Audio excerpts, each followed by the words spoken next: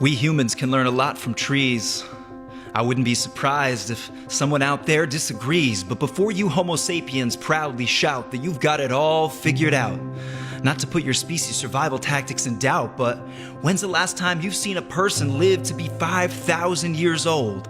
Or made a home where it's minus 70 degrees cold and 130 degrees warm? Have you ever stood your ground through a flood or a tropical storm? So if you want the secret to how to grow and transform, look no further than how these plants form. Lay down roots, deeper than your boots. Plant them in the values, the family, the friends that you treasure. They will keep you steadfast against the windy weather of cultural pressure and appeals to short-term pleasure. Plant them somewhere hidden where they are unseen. Who you are cannot be described in a public profile or a meme. On the other extreme, don't pretend that you will remain with family or a friend if you constantly fight, confront, and offend. So if we remain rigid and grounded on one end, then when we outwardly extend, let our branches easily bend.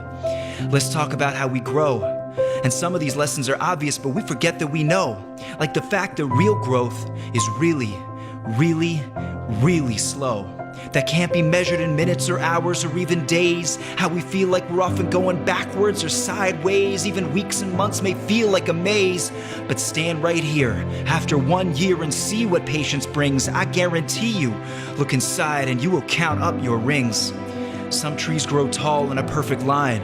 Others are crooked and curved but still look sublime. Some may suffer scars or get choked by a vine. They may lose leaves and their branches may splinter.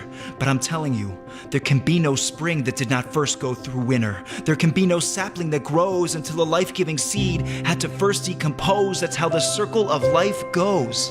So take some time, sit in your local forest, listen to the leaves rustle their quiet chorus, realize that it's not just food and water that help us grow right, because sometimes all we need is light.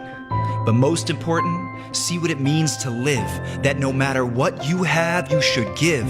From your leaves to your roots, if you have beautiful flowers, if you have delicious fruits, if you have room for others that you can provide, for the birds to build nests and the bees for their hive, even if all you have to give is some shade, be like the trees and share the gifts that you've made.